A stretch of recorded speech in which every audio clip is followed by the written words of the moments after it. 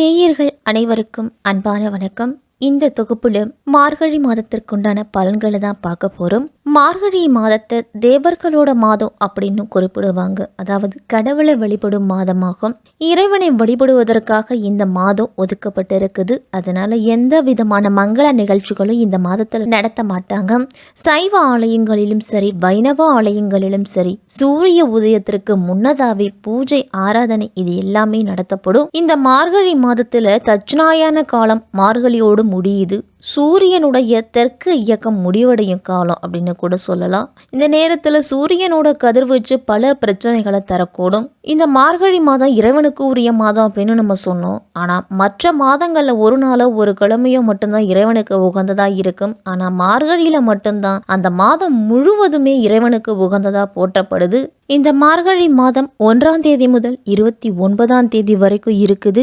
17/12/2023 முதல் 14/1/2024 வரையிலையும் இந்த மார்கழி மாதம் இருக்குது. சூரிய பகவான் தனுசு ராசியில பயணம் செய்கிறாரு.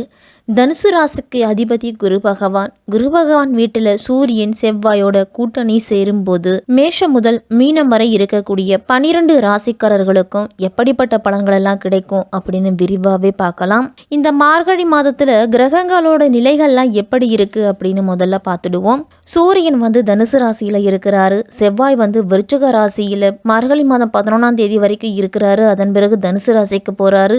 புதன் விருச்சிக ராசியில இருக்கிறாரு 23ஆம் தேதி வரைக்கும். அதன் பிறகு தனுசு ராசிக்கு போறாரு. சுக்கிரன் துலாம் ராசியில இருக்கிறாரு 9ஆம் தேதி வரையிலும். அதன் பிறகு விருச்சிக ராசிக்கு போறாரு. குரு பகவான் மேஷ ராசியில 4ஆம் தேதி வரைக்கும் இருக்கிறாரு. அதன் பிறகு வக்ர நிவர்த்தி அடைகிறாரு. சனி பகவான் மகர ராசியில 4ஆம் தேதி வரைக்கும் இருக்கிறாரு. அதன் பிறகு கும்பராசிக்கு போறாரு. ராகு மீன ராசியிலையும் கேது கன்னி ராசியிலையும் பயணம் செய்கிறாங்க.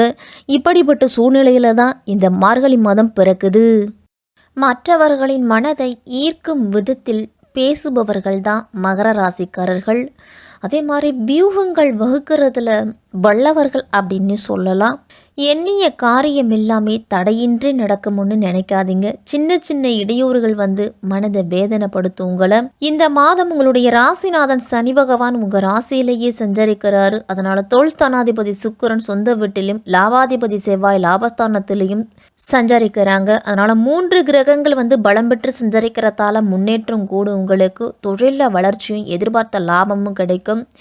இம்மாதம் 7.5 சனியில் ஜென்மசனி விலகி குடும்பச்சனியாக மாற இருக்குது. அதனால் 2ல் சனி வரும்போது உங்களுடைய எண்ணங்கள் அனைத்துமே நிறைவேறும். மகர ராசியில் சஞ்சரித்துட்டு வந்த சனி பகவான் மார்கழி மாதம் 4ஆம் தேதி கும்பராசிக்கு பேச்சியாகிறாரு. 7.5 சனியில் ஜென்மசனி விளங்கும் விதத்தில் அமைந்திருக்குது. அதனால் ஆரோக்கியம் சீராக இருக்கும்.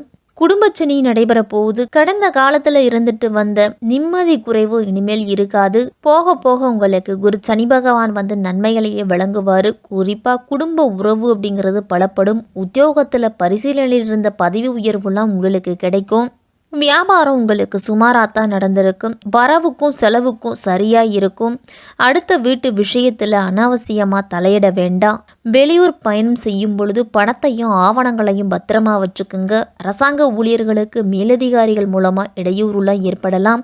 எந்திரம் சம்பந்தப்பட்ட தனியார் துறை ஊழியர்கள்லாம் கவனமா பணி செய்யணும். சூரியன் உங்க ராசிக்கு 12ஆம் இடத்துல பயணம் செய்யறதால வேலையில இடமாற்றம்லாம் உண்டு. வேலைக்காக வெளியூர்லாம் சென்று வருவீங்க. செய்யும் தொழிலில் முதலீடு அப்படிங்கிறது அதிகரிக்கும். வெளிநாடு செல்லக்கூடிய யோகம் கூட ஒரு சிலருக்கெல்லாம் உண்டு. மகர ராசிக்காரர்களுக்கு வீடு, நிலம் விற்பனை மூலம் பண வருமானம் வரும். குடும்பத்தில் சந்தோஷம் அப்படிங்கிறது அதிகரிக்கும். உடன் பிறந்தவர்களோட ஆதரவுலாம் உண்டு.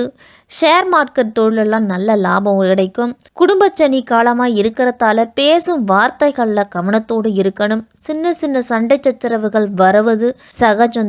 இருந்தாலும் கணவன் மனைவிக்கு இடையே விட்டு கொடுத்து போகிறது தான் நல்லது. மார்கழி மாதம் 9ஆம் தேதி விருச்சிக ராசிக்கு சுக்கிரன் வராரு.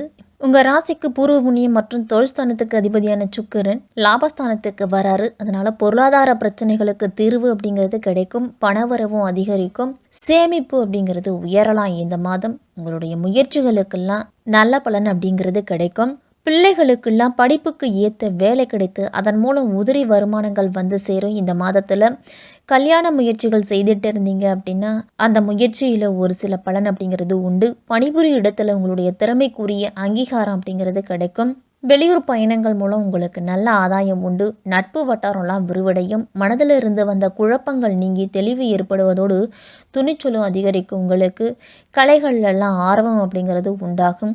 உங்கள் ராசிக்கு வீடு வாகனஸ்தானாதிபதியும் லாபஸ்தானாதிபதியுமான செவ்வாய் மார்கழி மாதம் 11ஆம் தேதி விரயஸ்தானத்துக்கு பயிற்சி அடைகிறாரு. அதனால சொத்துக்கள் அப்படிங்கிறது விரயமாகலாம். என்றைக்கோ குறைந்த விலையில வாங்கி போட்ட சொத்து இப்போது அதிக விலைக்கு விற்க நேரிடும். தாயின் உடல் ஆரோக்கியத்தில் கவனம் அப்படிங்கிறது தேவை. பாக பிரிவினைகள்லாம் சுமூகமாக நடக்கும். அண்ணன் தம்பிகளுக்குள்ள இருந்து வந்த கருத்து வேறுபாடுகள் எல்லாமே மறையும். வாடகை கட்டிடத்தில் நடைபெற்று வந்த தொழிலை சொந்த கட்டிடத்திற்கு மாற்றும் வாய்ப்பு அப்படிங்கிறது கிடைக்கும். இடமாற்றம் வெளிநாட்டு பயணம் செல்ல எடுத்த முயற்சிகளுக்கெல்லாம் நல்ல அனுகூலமான பலன் கிடைக்கும்.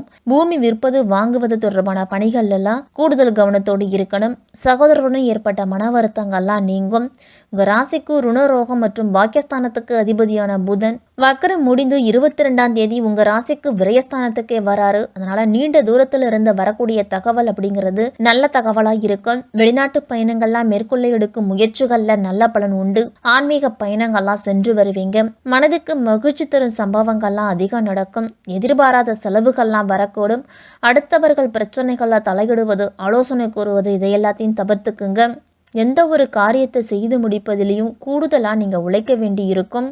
விரயங்கள் ஏற்படும். அதே சமயம் உங்களுக்கு திடீர் பணவரவும் உண்டு.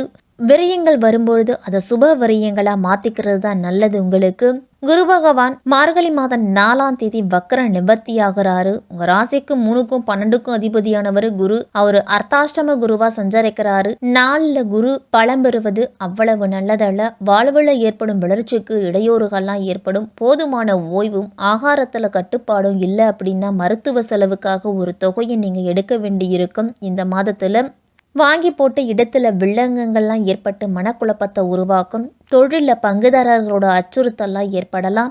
உத்தியோகத்திலலாம் நீண்ட தூரத்திற்கான பணியிட மாற்றம் ஏற்பட்டு மன சஞ்சலங்கள்லாம் உருவாகும். தொழில் வியாபாரத்தில் ஈடுபட்டு இருக்கிறவங்களுக்கெல்லாம் லாபம் அதிகரிக்க கூடுதலாக உழைக்கணும். பாக்கி வசூல் தொகையெல்லாம் இந்த மாதத்தில் வசூலாகும். தொழில் வியாபாரத்தெல்லாம் விரிவாக்க செய்வது தொடர்பான முயற்சிகளில் நல்ல பலன் உண்டு. இந்த மாதத்தின் 11ஆம் தேதிக்கு பிறகு தொழிலெல்லாம் கூடுதல் கவனத்தோடு இருக்கணும். உத்தியோகத்திலலாம் அடுத்தவர்கள் பிரச்சனையில் தலையிடுவது ஆலோசனை கூறுவது இதை எல்லாத்தையும் தவிர்த்துக்கணும். வருமானம் அதிகரிக்கும். அதே சமயத்தில் செலவுகளும் உங்களுக்கு வந்துக்கிட்டே இருக்கும். ஒரு தொகை செலவழிஞ்சிச்சு அப்படின்னாலே அடுத்த தொகை கைக்கு வந்து சேரும். உங்களுக்கு சேமிப்பு அப்படிங்கிறது இருக்காது. இந்த மாதம் மாணவர்கள் எல்லாம் 9ஆம் தேதிக்கு பிறகு எந்த விஷயமா இருந்தாலும் கூடுதல் கவனத்தோடு செயல்படணும். உங்களுடைய முயற்சிகளுக்கு நல்ல பலன் கிடைக்கிறதுக்கு கடுமையாக நீங்கள் உழைக்கணும். மாணவர்கள்லாம் கிடைக்கின்ற வாய்ப்பை பயன்படுத்திக்கிட்டாலே உங்களுடைய முயற்சிக்கு நல்ல பலன் அப்படிங்கிறது உண்டு. குடும்பத்தினருடன் சுப நிகழ்ச்சிகளில் கலந்து கொள்ளுவீங்க. கணவன் மனைவிக்கு இடையே இருந்து வந்த கருத்து வேறுபாடுகள் எல்லாமே நீங்கி ஒற்றுமை அதிகரிக்கும். முடிஞ்ச வரைக்கும் இந்த மாதத்தின் பிற்பகுதியில் குடும்பத்தினர் மற்றும் உறவினர்களுடனான தேவையற்ற வாக்குவாதங்கள்லாம் வரலாம். அதை தவிர்த்துக்கிட்டீங்க அப்படின்னா உங்களுக்கு நல்லது. சனிக்கிழமை தோறும் ஆஞ்சநேயருக்கு வெற்றிலை மாலை சாற்றியும் வெண்ணெய் சாற்றியும் வழிபட்டுட்டு வர உங்களுடைய கஷ்டங்கள் அனைத்துமே குறையும். சனிக்கிழமையில சனி பகவானுக்கு எல் தீபம் ஏற்றி எல் சாதத்தை நெய்வேத்தியமாக காக்கைக்கு கொடுத்துட்டு வர உங்களுடைய குடும்ப கஷ்டங்கள் அனைத்துமே குறையும். மகர ராசிக்காரர்களுக்கெல்லாம் இந்த மார்கழி மாதம் கூடுதல் கவனத்தோடு இருக்க வேண்டிய மாதமாக இருக்கும்.